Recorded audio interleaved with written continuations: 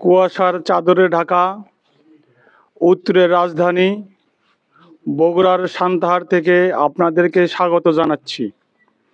আমি আছি বগুড়া ৩ আসন। বগুড়া জেলার সংসদীয় ৭টি আসনের মধ্যে বগুড়া ৩ আসনটি অত্যন্ত গুরুত্বপূর্ণ একটি আসন। এই আসনে কৃষকরা ধান ক্ষেত, পাট ক্ষেত সহ মাছের চাষে এই এলাকার মানুষের ভাগ্যের উন্নয়ন করেছেন। এই এলাকা থেকে বারবার সংসদ সদস্য নির্বাচিত হয়েছেন মরহুম আব্দুল মজিদ তালুকদার। তার ছেলে আব্দুল মহিদ তালুকদার ধানের শীষের কাণ্ডারি হয়ে এই এলাকা থেকে সংসদ সদস্য মনোনয়ন প্রত্যাশী হয়েছেন। তিনি মাঠে আছেন বিএনপির মাননীয় ভারপ্রাপ্ত চেয়ারম্যান জনাব তারেক রহমানের ৩১ দফা নিয়ে। তিনি কাজ করতেছেন এই এলাকার মানুষের ভাগ্য নিয়ে, রাস্তাঘাট নিয়ে, শিক্ষা, চিকিৎসা এবং এই এলাকার মানুষের কৃষি চাষাবাদের জন্য তিনি কাজ করেছেন। আব্দুল মহিদ তালুকদার কয়েকবার এই এলাকার ইউনিয়ন পরিষদ চেয়ারম্যান ছিলেন, উপজেলা চেয়ারম্যান ছিলেন এবং তিনি জাতীয় পর্যায়ে স্যানিটেশন, মৎস্য এবং নানা পর্যায়ে তিনি পুরস্কার পেয়েছেন। বাংলাদেশ সরকারের মাননীয় সাবেক প্রধানমন্ত্রী, বিএনপির চেয়ারপারসন বেগম খালেদা জিয়ার হাত থেকেও তিনি একাধিকবার পুরস্কার গ্রহণ করেছেন। তিনি আমাদের সাথে কথা বলবেন এই এলাকার মানুষকে নিয়ে, এই এলাকার উন্নয়ন নিয়ে, শিক্ষা নিয়ে, চিকিৎসা নিয়ে। আব্দুল মহিদ তালুকদার ভাই, আপনি কেমন আছেন? জি আলহামদুলিল্লাহ, আলহামদুলিল্লাহ ভালো আছি আমি ইনশাল্লাহ। আপনার বাবা এই এলাকার এমপি ছিলেন, সংসদ সদস্য ছিলেন, আপনার ভাই এই এলাকার সংসদ সদস্য ছিলেন। সেক্ষেত্রে আপনি এইবার প্রথম ধানের শীষের কাণ্ডারি হয়ে এলাকার নির্বাচিত সংসদ সদস্য হয়ে আপনি দুপচাচিয়া তথা আদমদিঘির মানুষের কি কাজ করতে চান, তাদের স্বাস্থ্যের কি উন্নয়ন করতে চান, রাস্তাঘাট, ব্রিজ, কালভার্ট, এই বিষয়ে একটু বলবেন। ধন্যবাদ। আসলে আমাদের এই এলাকার এই দীর্ঘদিন বগুড়ার এই এলাকাতে উন্নয়ন যেটাকে বলা হয় এটা হয়নি, একদমও হয়নি। কারণ এর আগে দেখেন সেটা হলো আমার বড় ভাই আব্দুল মোমিন তালুকদার, ওনার সময় আমার আদমদিঘির দুপচাচিয়ার শতভাগ বাড়িতে আমাদের বিদ্যুৎ পৌঁছে গেছে। ওই সময়টা এখানে ধরেন আদমদিঘি যে হসপিটালটা ছিল 20 শয্যা বিশিষ্ট, এটা আব্দুল মোমিন তালুকদার উনি এমপি থাকলেন এটাকে 50 শয্যায় উন্নতি করেছেন। সান্তাহারে 2006 সালে উনি এমপি থাকাকালীন একটা 20 শয্যা বিশিষ্ট হসপিটাল উনি উদ্বোধন করেছিলেন, কিন্তু ওই পর্যন্ত শেষ ইকুইপমেন্টস যেগুলো ছিল এগুলো এখন পর্যন্ত অন্য জায়গায় চলে গেছে, ওই হসপিটালটা এখন পর্যন্ত চালু হয়নি। অর্থাৎ বিগত সরকার আমাদেরকে একটা বিমাতা সুলভ আচরণের মাধ্যমে এই এলাকার উন্নয়ন, এই এলাকার শিক্ষা, এলাকার স্বাস্থ্য সহ সমস্ত জায়গাগুলো আমাদেরকে পিছিয়ে রাখছে। স্বাভাবিকভাবে আমরা বিশ্বাস করি এই দীর্ঘদিন এই এলাকার মানুষ বা গোটা দেশের মানুষ যে আন্দোলন সংগ্রাম করেছে তার যে লক্ষ্য এটা পূরণের উদ্দেশ্যে আগামী দিন ইনশাল্লাহ এই এলাকার মানুষের যে আকাঙ্ক্ষা, এই আন্দোলনের যে ফলে যে যে আকাঙ্ক্ষা মানুষের এটা ইনশাল্লাহ পূরণ হবে। সেটা হলো এলাকায় রাস্তাঘাটে উন্নয়ন, স্কুল কলেজ মাদ্রাসার এইগুলোর উন্নয়ন হতে হবে।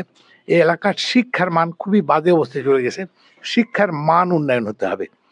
এইখানে ধরেন স্বাস্থ্য যেটা বলেন, এই স্বাস্থ্যটা যেমন সান্তাহার হসপিটাল 20 শয্যা বিশিষ্ট হসপিটাল, কিন্তু অবকাঠামো কমপ্লিট হয়েছে কিন্তু চালু হয়নি। এটাকে আমি চেষ্টা করব 50 শয্যা বিশিষ্ট হাসপাতাল করার জন্য, ইনশাল্লাহ করে ছাড়বো। আদমদিঘি এবং দুপচাচিয়ার এই এই দিকগুলোকে উন্নয়নের যেটা এটা সারাটা জীবন কিন্তু এই এলাকা আদমদিঘি দুপচাচিয়ার উন্নয়ন সেটা হলো ধানের শীষী কান্ট্রি, অর্থাৎ দেশের খালেদা জিয়ার নির্দেশে, আমাদের নেতা তারেক রহমানের নির্দেশে তখনকার যে এমপি ছিলেন ওনার তদারকি করতেন এবং এই উন্নয়নগুলো ওনারা করেছেন। কিন্তু দীর্ঘদিন এই উন্নয়ন থেকে আমরা পিছিয়ে আছি, এটা আমরা বিশ্বাস করি। আগামী দিনে আমাদের বগুড়া থেকে আমরা যখন প্রধানমন্ত্রী পাবো ইনশাল্লাহ আমাদের এই দীর্ঘদিনের পিছিয়ে থাকা উন্নয়নগুলোকে উনি খুব ত্বরিতভাবে আমাদেরকে একটা সমাধান করে দেবে, এটা বিশ্বাস করি আমরা ইনশাল্লাহ। জনাব মহিদ তালুকদার, আমরা জানি আপনি একাধিকবার এই এলাকার বিভিন্ন তৃণমূলের রাজনীতি করে অনেক অর্জন করেছেন, একাধিকবার পুরস্কার পেয়েছেন, একাধিকবার তিনি ইউনিয়ন পরিষদ চেয়ারম্যান ছিলেন, উপজেলা চেয়ারম্যান ছিলেন।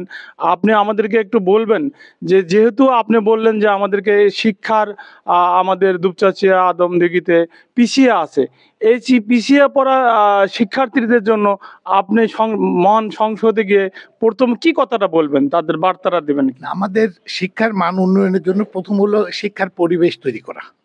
শিক্ষার পরিবেশ তৈরি করা, এখানে শিক্ষার পরিবেশ তৈরি করতে গেলে শিক্ষার পরিবেশের যে নীতিমালা আছে সেই অনুযায়ী আমাদেরকে চলতে হবে।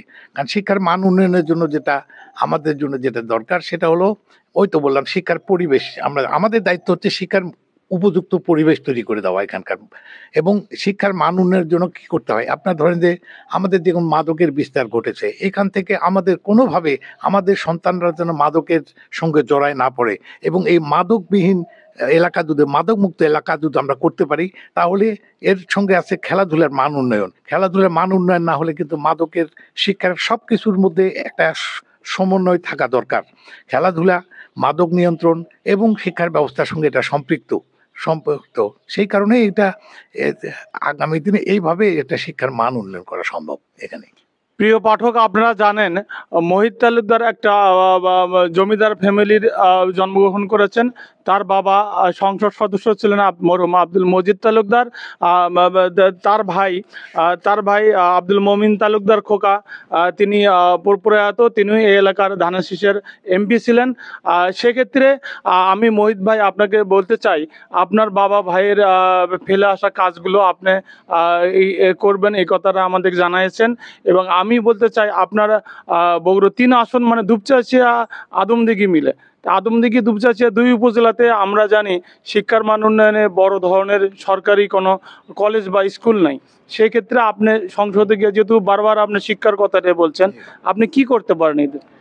শিক্ষার জন্য যেটা ধরেন যে আদমদিঘি প্রপারে যে কলেজ বা স্কুলগুলো যেগুলো আছে না, আদমদিঘি প্রপারে বা দুপচাচিয়া, এই কলেজগুলোকে যদি আমরা এক সরকারি করতে পারি, এটা খুবই একটা সবাই আশা করে যে উপজেলা লেভেলে একটা করে জাতীয়করণ যদি এটা করা যায়, তা এটা একটা দিক আগাই গেলেন।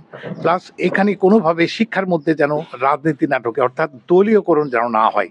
রাজনীতি থাকবে রাজনীতির বাইরে, কিন্তু শিক্ষকেরা রাজনীতি কি করবে আলাদা কথা, কিন্তু স্কুলে কোনো বা কলেজে কোনো জায়গায় রাজনীতি, কোনো দলীয়করণ কোনো স্কুল কলেজে ঢুকবে না। এখানে রাজনীতি, ছাত্ররা রাজনীতি থাকবে, কিন্তু পরিবেশ নষ্ট করে রাজনীতি বা অন্য কোনো কিছুই করতে দেওয়া হবে না ইনশাল্লাহ। জনাব মোহিত ভাই, আমরা জানি, আমরা বগুড়ার সাধারণ মানুষ হিসেবে আমরা জানি আপনি 3 নম্বরের রাজনীতি করেছেন।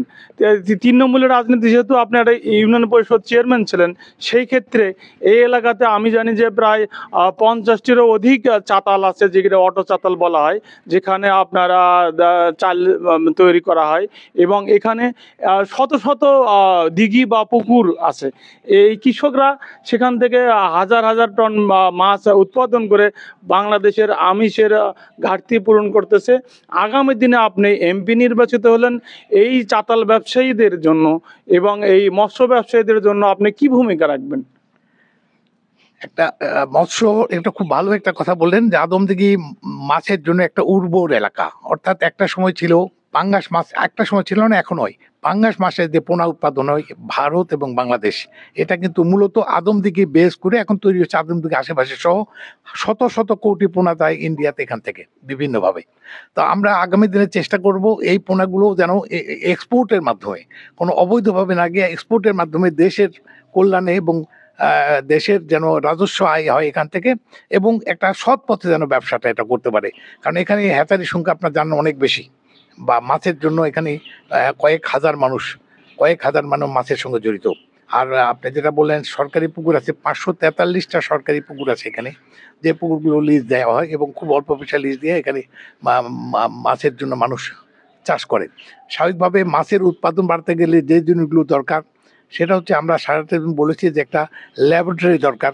যে খাবারগুলো আমরা কিনে খাওয়াই, সেই খাবারগুলোতে বস্তার উপরে যেগুলো লেখা থাকে আমিষ কত, প্রোটিন, আপনার কার্বোহাইড্রেট কত আছে, আঁশ কত আছে, এটা আলটিমেটলি সঠিক এটা থাকে না। সেই কারণে আমাদের যারা বড় প্রজেক্ট, আমাদের কি করতে হয়, এই খাবারগুলো নিয়ে যে কোম্পানি এটা আমরা পাঠাই হলো ময়মনসিংহে পাঠাইতে হয়। 3 দিন 4 দিন 5 দিন লাগে, আমরা তো পাঠাই। ময়মনসিংহ থেকে টেস্ট হয়ে আসলে আমরা, কিংবা আমাদের র ম্যাটেরিয়ালস খাবারে ব্যবহার করি, সেটাও কিন্তু আমাদের টেস্টের জন্য ময়মনসিংহ পাঠাতে হয়। কারণ আটা দেখা যাচ্ছে যে আমরা যখন আটা মানুষ ব্যবহার করে, তখন ওই আটার মধ্যে ভেজাল ওইটা ওইভাবে দিতে পারে কিনা আমি জানি না। কিন্তু আমরা যখন ওরা বলছে যে এটা মাছের জন্য যাচ্ছে, তখন দেখা যাচ্ছে আটার সঙ্গে ডলচুন মিক্স করে দিছে। এটা আমরা বুঝতে পারি না। আমাদের ছোট ফিড মিল আছে, সে বুঝতে পারি না। এটা আমাদের জন্য খুবই বিপজ্জনক। সেই কারণে এগুলো কেনার আগে আমরা এটা নিয়ে আগে স্যাম্পল পাঠাই, ময়মনসিংহে পাঠাতে হয়। এখন এটা 7-8 দিন দেরি হয়ে যায়। তো আমরা সারা জীবনে আমাদের একটা দাবি ছিল, সেটা হলো যে বগুড়া ডিস্ট্রিক্টে যদি একটা ল্যাবরেটরি হতো, এই খাদ্য পরীক্ষাগার হতো, তাহলে আমরা এই খাদ্যগুলো পরীক্ষা করে মাছের যে উৎপাদন ব্যবস্থা, এটা সঠিক নিয়ন্ত্রণ করতে পারতাম।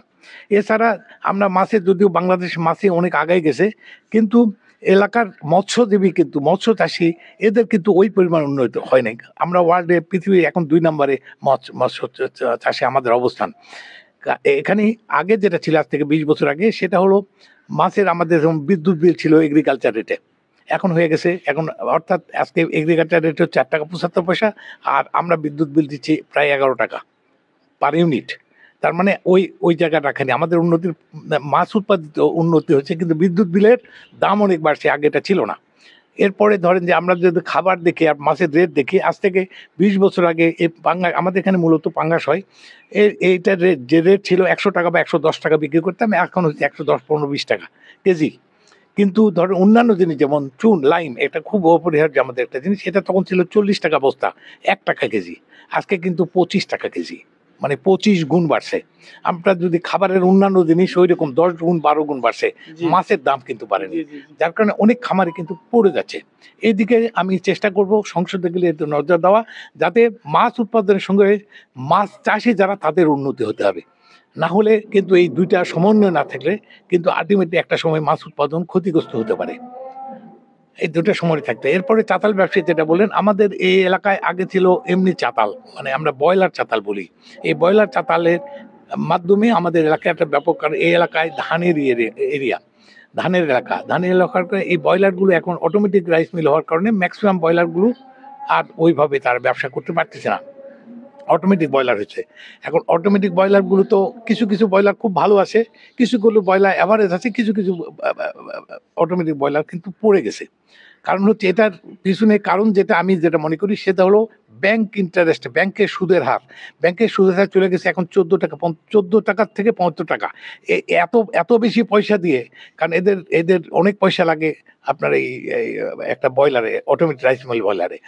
তাহলে এই যে 15% ইন্টারেস্ট, দেখেন যে প্রত্যেকটা রাইস মিলে বড় বড় ব্রয়লার 10 কোটি, 15 কোটি, 20 কোটি, 50 কোটি টাকা পর্যন্ত লোন নেওয়া আছে। 50 কোটি মানে কি, বছরে যদি 15% সুদ, 7 কোটি 60 কোটি টাকা ইন্টারেস্ট। এত ইন্ডাস্ট্রি যে এত বেশি লোনের সুদের হার, এত বেশি সুদ দিয়ে কিন্তু একটা ব্রয়লার বা কোনো ব্যবসা ভালো চলা খুব কঠিন। সেই কারণে অনেক ব্রয়লার পড়ে গেছে। আর একটু যদি ব্যবসা খারাপ যায়, মন্দা যায়, তাহলে তাহলে কি হয়, আপনার দেখান যে সুদের হার বেড়ে ব্রয়লার অবস্থা খারাপ হয়ে যায়। এর পাশাপাশি আমাদের পাশে বসে আছে ভারত, কারণ ওইখানে এই ব্রয়লার বা এই ধরনের কৃষককে অনেক বেশি সুবিধা দেওয়া হয়। সেই কারণে তাদের উৎপাদন খরচ অনেক কম, তারা অনেক কম দামে চাল এখানে মাঝে মধ্যে পাঠায়। অর্থাৎ আমাদের যে নীতিমালা, এই নীতিমালাটাকে পরিবর্তন করতে হবে। সেটা হলো, হঠাৎ করে ভারত থেকে চাল নিয়ে আসা আমাদের ব্রয়লারকে আপনি আপনি বিপদগ্রস্ত করবেন, এইটা হওয়া ঠিক না। আমাদের ব্রয়লারের, আমাদের যারা ইন্ডাস্ট্রিজের মালিক, এখানে আমাদের হাজার হাজার শ্রমিক কাজ করতেছে। এইদিকে নজর রেখে আমাদেরকে ইম্পোর্ট ব্যবস্থাটা বা এক্সপোর্ট ব্যবস্থাটা আমাদেরকে ঠিক রাখতে হবে। না হলে কি হবে, আমাদের উৎপাদন খরচ অনেক বেশি, তার চেয়ে অনেক বেশি কম দামে চাল চলে আসছে ভারত, আমাদের মাথায় হাত।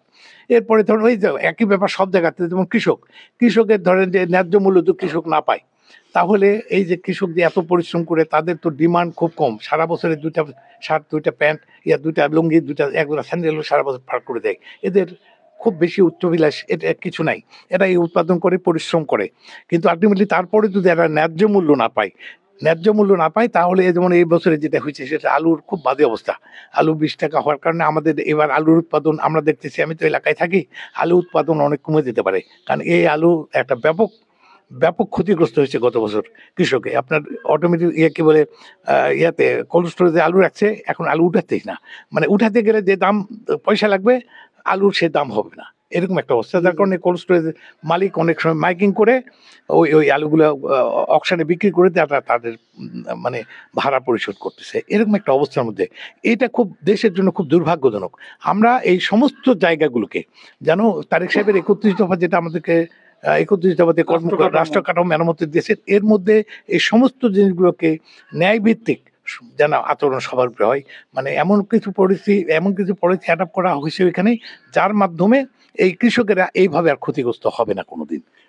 জনাব মোহিত ভাই, আমি আপনার কাছে আবার আসবো। প্রিয় পাঠক, আপনারা জানেন তৃণমূলের রাজনীতি ছাড়া মহান সংসদে যাওয়া সম্ভব না। সেই রকমের একজন তৃণমূলের নেতা আমাদের সাথে আছেন, জনাব টিটন ভাই, যিনি দীর্ঘদিন এই এলাকার মানুষের সাথে কাজ করেছেন। তিনি ছায়া হয়ে জনাব মোহিত তালুকদারের সাথে ভোটের ক্যাম্পিং করতেছেন। জনাব টিটন ভাই, আপনি আমাদেরকে বলবেন মোহিত ভাইয়ের ভোটাররা কেমন সাড়া দিচ্ছেন এবং ধানের শীষের ভোটাররা কি বলতেছেন আপনাদের মাঠে ঘাটে? আমাদের এখানে আসলে শহীদ জিয়াউর রহমান সাহেব বাংলাদেশ জাতীয়তাবাদী দল গঠনের পর থেকে বিএনপি যতবার নির্বাচনে অংশগ্রহণ করেছে ততবারই এখান থেকে আমাদের ধানের শীষ মার্কা বিপুল ভোটের ব্যবধানে নির্বাচিত হয়েছে। আমাদের এই নুনমেশান দেওয়ার পর থেকে আমাদের বিশেষ করে আদমদীঘি উপজেলা এবং সান্তাহার পৌরসভার বিএনপি এবং অঙ্গ সংগঠনের প্রত্যেকটা নেতাকর্মী আমরা সবাই ঐক্যবদ্ধ হয়ে ধানের শীষ মার্কায়, মানুষজন অপেক্ষা করছে যে ধানের শীষ যত তাড়াতাড়ি ভোট হবে, মানুষ আসলেই অপেক্ষা করছে ধানের শীষ মার্কায় ভোট দেওয়ার জন্য। এটাই মানুষের আমাদের এই এলাকার, এবং ধানের শীষ মার্কা মানে যে যাকে নুনমেশান দিয়েছে সেও আমাদের এই এলাকার পরীক্ষিত নেতা, তাদের পরিবারও পরীক্ষিত। আপনারা জানেন, আমরাও জানি, এলাকার মানুষও জানে। সবাই অপেক্ষা করছে ধানের শীষ মার্কায় ভোট দেওয়ার জন্য। আমরা আমরা তো মোহিত তালুকদারের সাথে আরেকটু কথা বলবো। মোহিত ভাই, আপনি আপনার জন্ম আদমদীঘি সান্তাহার এই এলাকায়, কিন্তু আপনি তো জানেন যে দুপচাচিয়া আপনার আসনের মধ্যে একটা উপজেলা।